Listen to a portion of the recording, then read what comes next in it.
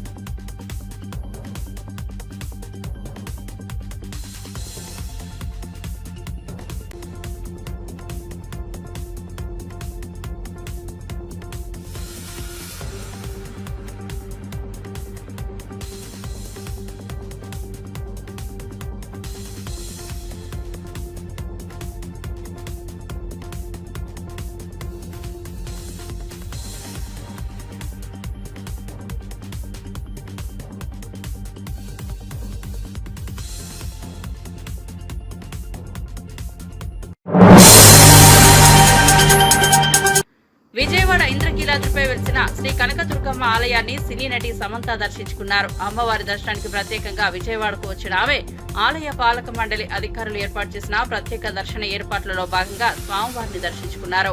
పూజారులు వేద మంత్రోచ్చరణల మధ్య తీర్థ ప్రసాదాలు అందజేశారు. సమంత దర్శనం సందర్భంగా భక్తులు భారీ సంఖ్యలో చేరి సెల్ఫీలు తీసుకునేందుకు పోటీపడ్డారు. ఆమె దేవి సన్నిధిలో నమస్కరించి ఆర్జిత సేవలో పాల్గొన్నట్లు ఆలయ వర్గాలు తెలిపాయి.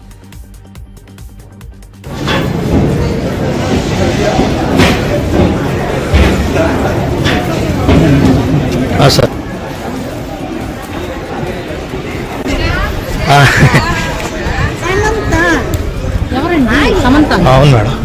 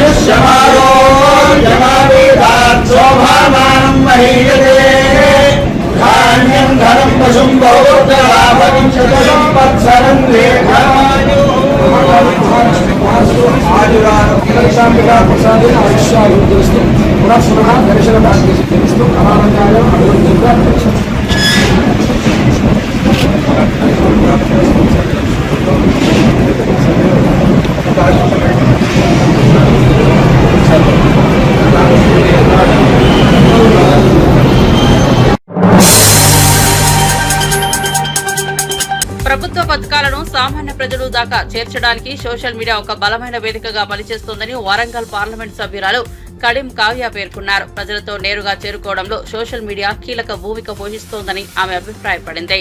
ప్రభుత్వ సంక్షేమ పథకాలను మరింతగా వేగంగా విస్తృతంగా పరిచయం చేయాలంటే సోషల్ మీడియా వాడకాన్ని మెరుగుపరచాల్సిన అవసరం ఉందని పేర్కొంది.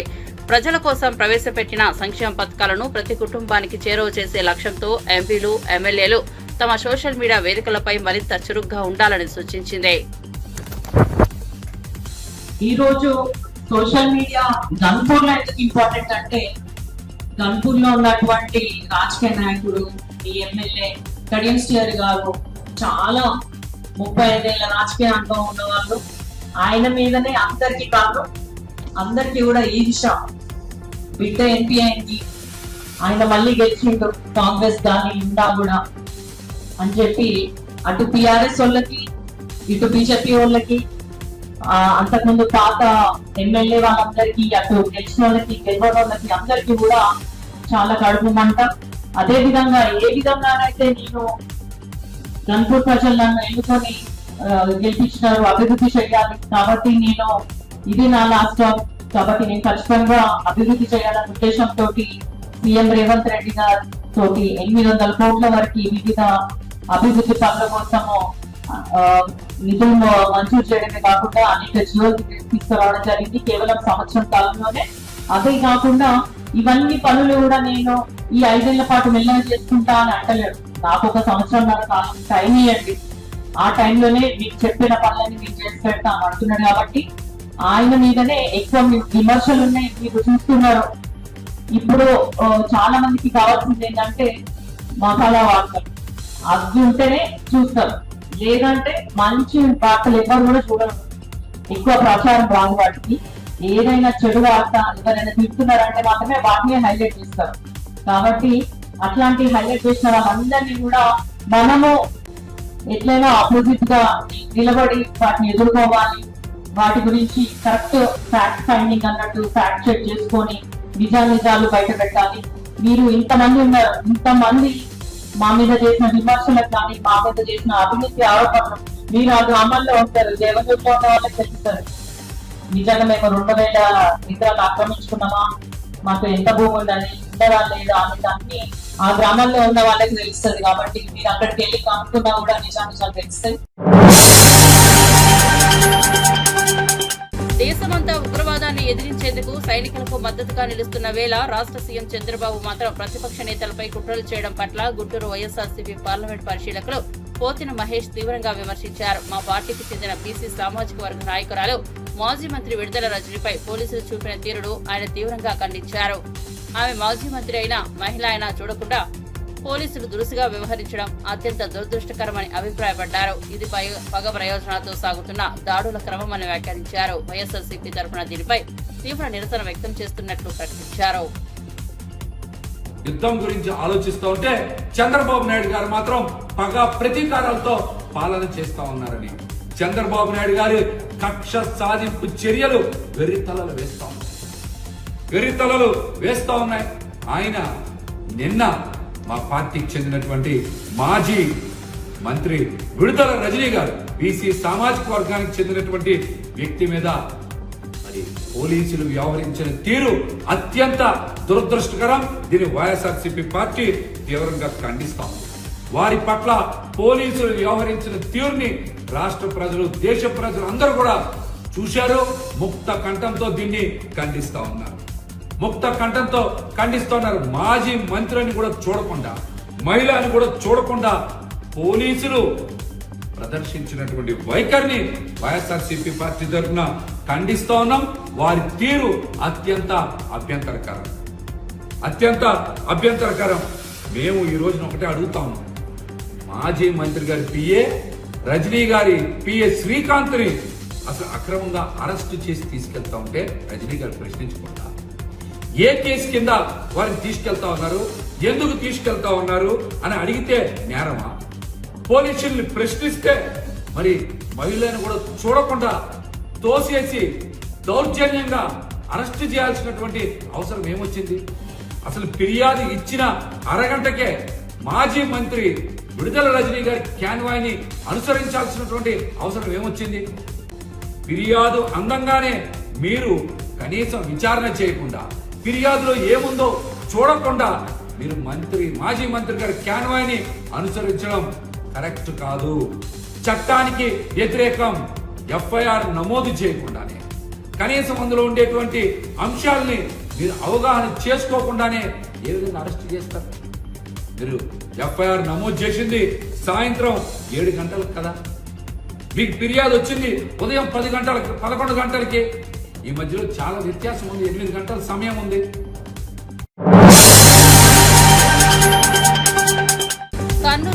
వైఎస్ఆర్ కాంగ్రెస్ పార్టీ జిల్లా అధ్యక్షుడు మాజీ ఎమ్మెల్యే ఎస్వి మోహన్ రెడ్డి తీవ్ర ఆగ్రహం వ్యక్తం చేశారు. మాజీ మంత్రి విడుదల రజనీపై పోలీసులు అమానుషంగా ప్రవర్తించారని ఆరోపించారు. మహిళల గౌరవం కాపాడామన్న ఉప ముఖ్యమంత్రి పవన్ కళ్యాణ్ మౌనంగా ఉండడంపై ప్రశ్నలు వేశారు. టీడీపీ రెడ్ బుక్ పేరుతో న్యాయం రాజ్యాంగాన్ని నీరు కార్చుతున్నారని మండిపడ్డారు. రజనీ పీఏపై అక్రమ కేసులు పెట్టడాన్ని, ఆమెను పోలీస్ స్టేషన్లో దుస్తులు మార్చుకునే వస్తువులు లేకుండా అరెస్టు చేయడాన్ని ఆయన ఖండించారు. 84 ఏళ్ల మాజీ ఎమ్మెల్యే చెన్నకేశవరెడ్డిపై అసభ్య వ్యాఖ్యలు చేశారని, పోలీసుల వ్యవహార శైలి ప్రజలను ఆశ్చర్యానికి గురి చేస్తోందన్నారు. ఇలాగే కొనసాగితే వైఎస్ జగన్ మరో ఉక్కుతో రాబోతున్నారని హెచ్చరించారు. పోలీసులను ఉపయోగించి రెడ్ బుక్ రాజ్యాంగాన్ని నడిపిస్తుంటే అపారమైనటువంటి అనుభవం ఉండి 4వసారి ముఖ్యమంత్రి అయ్యి 4 సార్లు ప్రతిపక్షంలో ఉన్నటువంటి 40 సంవత్సరాల సుదీర్ఘ అనుభవం ఉన్నటువంటి చంద్రబాబు నాయుడు గారు ఎక్కడ పోయినారు? ఈ రాష్ట్రాన్ని అరాచక పాలన చేస్తూ ఉన్నారు. ఆయన పిఏ ఆమె కారులో ఉన్నాడని ఆమెను అంత దురుసుగా ప్రవర్తించి అసలు ఎందుకు అరెస్ట్ చేస్తున్నారంటే సమాధానం చెప్పకుండా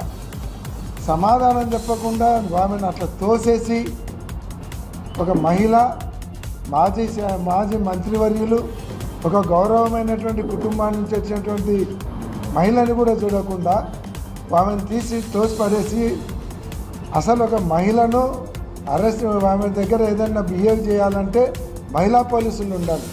మహిళా పోలీసులు కూడా రాకుండా ఒక సుబ్బరాయుడు అనేటువంటి సిఐ ఆమె చేపట్టుకొని లాగి తోసేసి కారులోకి ఎక్కి ఒక టెర్రరిస్ట్ను అరెస్ట్ చేస్తున్నట్టు ఎవడన్నా చూస్తే ఏమన్నా పాకిస్తాన్ టెర్రరిస్ట్ ఏమన్నా కారులో ఉన్నాడేమో ఈ సీఏ అంత అత్యుత్సాహం చూపిస్తున్నాడు అనేటట్లు ఈరోజు ఆ సుబ్బరాయుడు అనేటువంటి సిఐ గారి ప్రవర్తన చూస్తే నిజంగా ఆయన వల్ల పోలీస్ డిపార్ట్మెంట్ పరువు ప్రతిష్టలు దిగజారిపోయేటట్లు ఆ ఇన్స్పెక్టర్ ప్రవర్తించారు.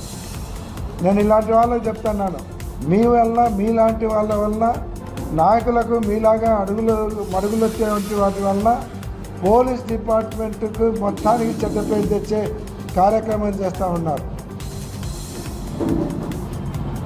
పోలీస్ డిపార్ట్మెంట్ అందరూ అట్లా ఉండాలని అన్నాను, కానీ మీలాంటి వాళ్ళ వల్ల పోలీస్ డిపార్ట్మెంట్ అందరికీ కూడా చెడ్డ పేరు వచ్చేటటువంటి పరిస్థితి. ఈరోజు కొంతమంది ఉన్నారు అతి ఉత్సాహం చూపిస్తున్నారు, వాళ్ళ వల్ల పోలీస్ డిపార్ట్మెంట్ చెడ్డ పేరు వస్తుంది. ఈరోజు లోకేష్ గారు చెప్తున్నారనో మీ స్థానిక నాయకులు. నందమూరి హరికృష్ణ మనవడు తారక రామారావు హీరోగా వైవీఎస్ చౌదరి దర్శకత్వంలో తెరకెక్కనున్న కొత్త సినిమా నేడు పూజా కార్యక్రమాలతో ప్రారంభమైంది. న్యూ టాలెంట్ రోర్స్ బ్యానర్ తో గీతా నిర్మాణంలో రూపొందుతున్న ఈ చిత్రానికి నారా భువనేశ్వరి క్లాప్ కొట్టి ప్రారంభించారు. ఈ కార్యక్రమంలో లోకేశ్వరి, పురంధేశ్వరి, ఎన్టీఆర్ కుటుంబ సభ్యులు పాల్గొన్నారు. ప్రేక్షకులలో ఆసక్తి పెరుగుతోంది.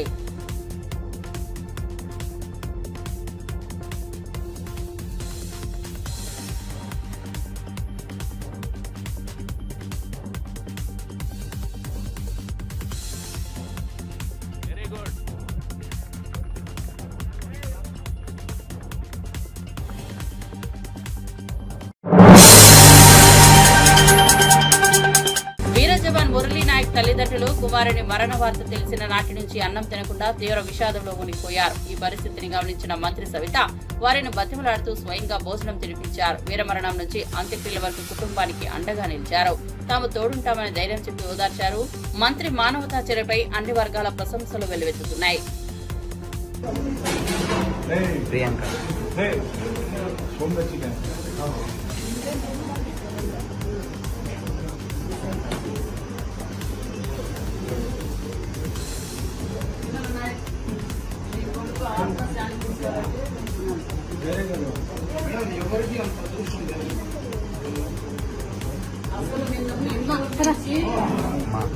ఇక్కడికి రావడానికి 10 గంటలు పట్టింది.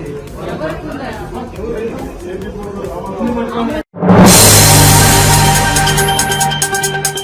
నన్ను హీరోగా ప్రకటించిన మొదటి రోజు నుంచే నాకు అద్భుతమైన మద్దతు ఇచ్చిన నందమూరి అభిమానులకు హృదయపూర్వక కృతజ్ఞతలు తెలియజేస్తున్నారని ఎన్టీఆర్ చెప్పారు.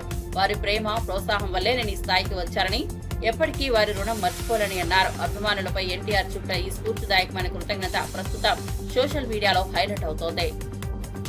మా తాత నందమూరి హరికృష్ణ గారు మరియు మా నాన్న నందమూరి జానకి రామ్ గారి ఆశీస్సులు ఎప్పుడూ నాతో ఉంటాయని నేను నమ్ముతాను. దివి నుండి వారు ఇవాళ ఈ కార్యక్రమాన్ని చూస్తూ సంతోషిస్తారని నేను నమ్ముతున్నాను. నేను వేయబోయే మొదటి అడుగుకి మా తాతలు, మా అమ్మమ్మలు, మా బాబాయిలు, నా మొత్తం కుటుంబం అందరికి ఎంకరేజ్మెంట్ ఉండడంతో నాకు చాలా ఆనందంగా ఉంది. ఈ ఫంక్షన్కి వచ్చి మంచి మనసుతో పూజ చేశారు మా నాన్నమ్మ నందమూరి లక్ష్మి గారు. Thank you so much Nani. అలాగే ఈ ముహూర్తం షాట్కి డైరెక్షన్ చేసిన మా అమ్మమ్మ లోకేశ్వరి గారికి, కెమెరా ఆన్ చేసిన మా అమ్మమ్మ పురంధేశ్వరి గారికి, ల్యాబ్ కొట్టిన మా అమ్మమ్మ భువనేశ్వరి గారికి నా హృదయపూర్వక ధన్యవాదాలు తెలియజేసుకుంటున్నాను. మా ముహూర్తం షాట్కి డైరెక్టర్ ఆఫ్ ఫోటోగ్రఫీ బాధ్యతలు నిర్వహించిన మా తాత నందమూరి మోహన్ కృష్ణ గారికి, స్క్రిప్ట్ అందించిన మా అత్త సుహాసిని గారికి నా మనఃపూర్వక ధన్యవాదాలు తెలియజేసుకుంటున్నాను. ఈ ప్రాజెక్ట్ అనౌన్స్ అయినప్పటి నుంచి ఈ ప్రాజెక్ట్కి సంబంధించిన వార్తలు, విశేషాలన్నీ ప్రజలకి అందజేస్తున్నందుకు మీడియా మిత్రులందరికీ ధన్యవాదాలు. ముఖ్యంగా నాకు ఈ అవకాశం ఇచ్చి నన్ను ఇప్పటిదాకా గైడ్ చేస్తూ వచ్చినందుకు మా డైరెక్టర్ వైవిఎస్ గారికి థ్యాంక్ యూ సో మచ్ అన్న. నేను నటుడిగా మీ అందరికీ పరిచయం అయినప్పటి నుంచి నాకు మీరు ఇచ్చిన ఎంకరేజ్మెంట్, ఆ లవ్, ఆడియన్స్ ఇచ్చిందంతా I'm for ever grateful for that. ముఖ్యంగా మాకెప్పుడు ఇంత ప్రేమిస్తూ మాకెప్పుడు తోడుగుండే మా నందమూరి అభిమానులందరికీ నేను ఎప్పటికీ రుణపడి ఉంటాను. మీరిచ్చే ఈ ప్రేమ, ఈ ఎంకరేజ్మెంట్ ఇదంతా నాకు బలమే నన్ను ముందుకు నడిపిస్తుందని నేను నమ్ముతున్నాను. Thank you so much.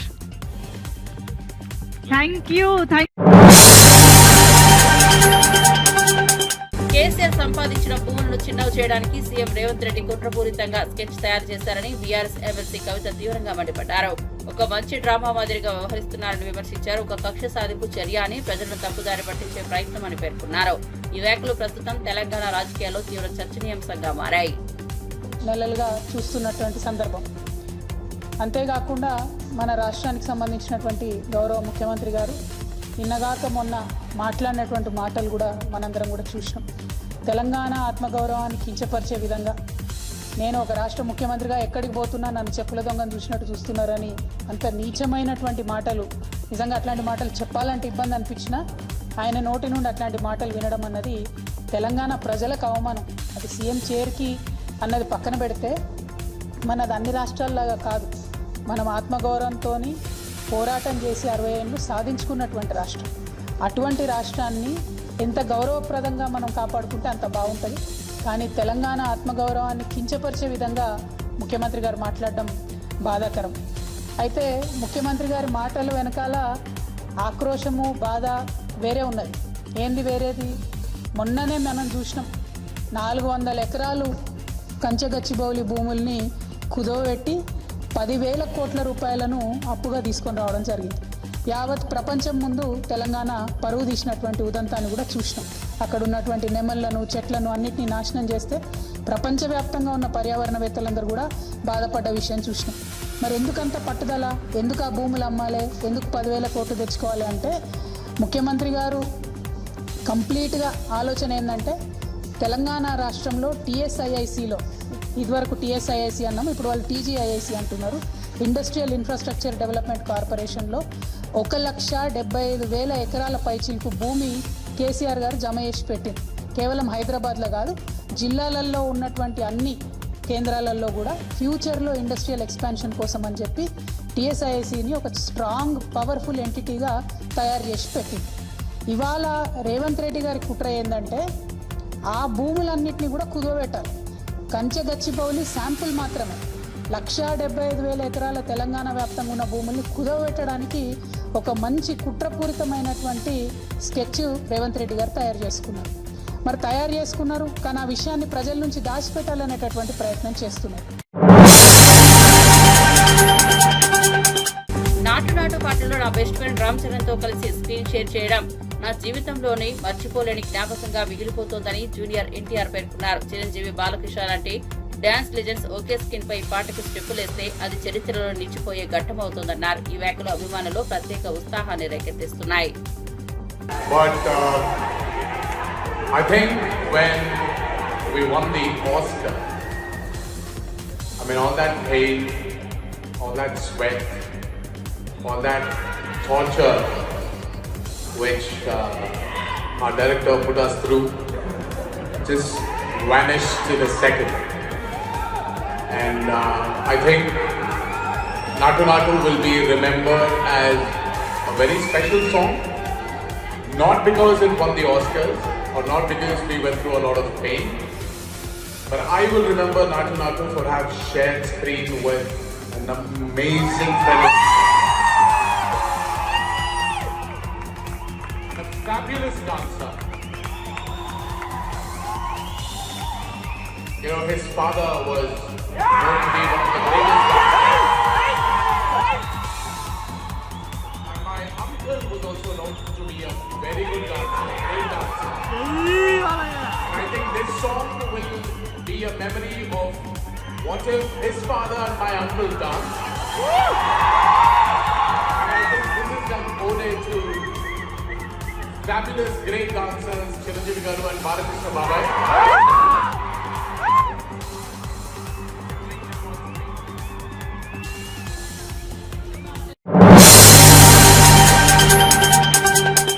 ఆరోగ్య అవగాహన పెంపొందించేందుకు అత్యవసర పరిస్థితుల్లో ప్రజలు ప్రతిస్పందన సామర్థ్యాన్ని అభివృద్ధి చేయడానికి, ప్రాణాలను రక్షించే పద్ధతులపై ప్రజలకు సందేశం ఇవ్వాలనే ఉద్దేశంతో ఏఐఎంఎస్ మంగళగిరి వాక్థాన్ను నిర్వహించింది.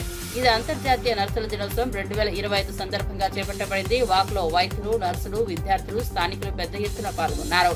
ప్రజల్లో ఆరోగ్య చైతన్యాన్ని కలిగించాలన్నదే లక్ష్యంగా కార్యక్రమం కొనసాగింది.